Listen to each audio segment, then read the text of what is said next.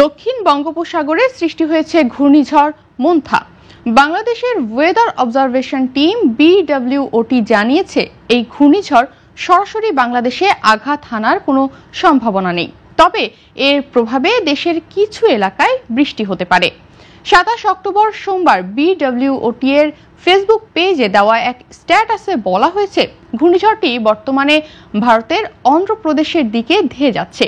এটি বাংলাদেশ থেকে অনেক দূরে অবস্থান করছে এবং আগামীকাল সন্ধ্যা বা রাত নাগাদ ভারতের অন্ধ্রপ্রদেশ উপকূল অতিক্রম করতে পারে।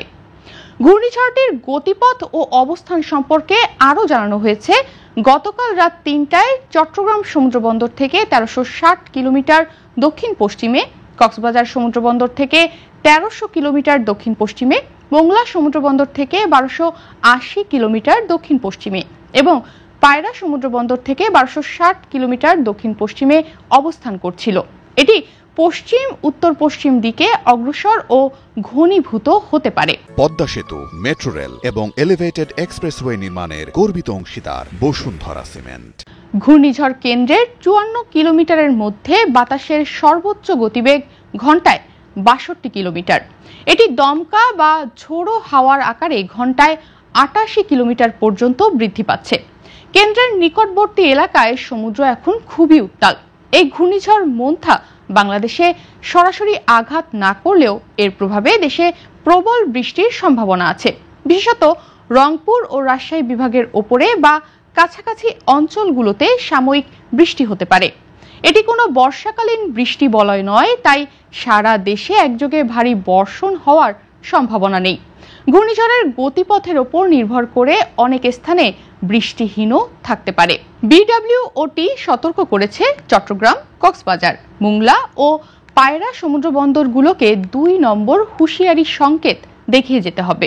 এছাড়া উত্তর বঙ্গোপসাগরে অবস্থানরত মাছ ধরার নৌকা ও ট্রলারগুলোকে পরবর্তী নির্দেশ না পাওয়া পর্যন্ত উপকূলের কাছাকাছি সাবধানে চলাচল করতে বলা হয়েছে, যাতে স্বল্প সময়ের নোটিশে নিরাপদ আশ্রয়ে চলে যেতে পারে।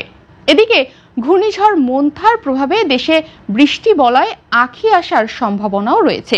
এই বৃষ্টি বলয়ের তীব্রতা এবং সক্রিয়তা ঘূর্ণিঝড়ের গতিপথের ওপর নির্ভর করবে। সামান্য বৃষ্টি কৃষিকাজের জন্য উপকারী হলেও ভারী বৃষ্টি হলে ক্ষতির সম্ভাবনা রয়েছে। এদিকে আবহাওয়াবিদ AKM নাজমুল হকের সই করা পূর্বাভাসে বলা হয়েছে, দক্ষিণ পূর্ব বঙ্গোপসাগর ও তৎসংলগ্ন এলাকায় অবস্থানরত গভীর নিম্নচাপটি পশ্চিম উত্তর পশ্চিম দিকে অগ্রসর হয়ে ঘূর্ণিঝড় মোন্থাতে পরিণত হয়েছে। এটি দক্ষিণ পশ্চিম বঙ্গোপসাগর ও তৎসংলগ্ন দক্ষিণ পূর্ব বঙ্গোপসাগর এলাকায় ১১.৭ ডিগ্রি উত্তর অক্ষাংশ এবং ২৫.৫ ডিগ্রি পূর্ব দ্রাঘিমাংশে অবস্থান করছে। সংক্ষেপে বলা যায়, ঘূর্ণিঝড় মোন্থা ভারতের অন্ধ্রপ্রদেশে আঘাত হানতে পারে। বাংলাদেশে সরাসরি কোনো ক্ষতি হবে না, তবে উপকূলীয় এলাকার মানুষ, মাছ ধরার নৌকা ও ট্রলারগুলোকে সতর্ক থাকতে হবে। দেশের কিছু অঞ্চলে বৃষ্টি হবে যা কৃষিকাজে সহায়ক বা ক্ষতিকর হতে পারে, ঘূর্ণিঝড়ের তীব্রতার উপর নির্ভর করে।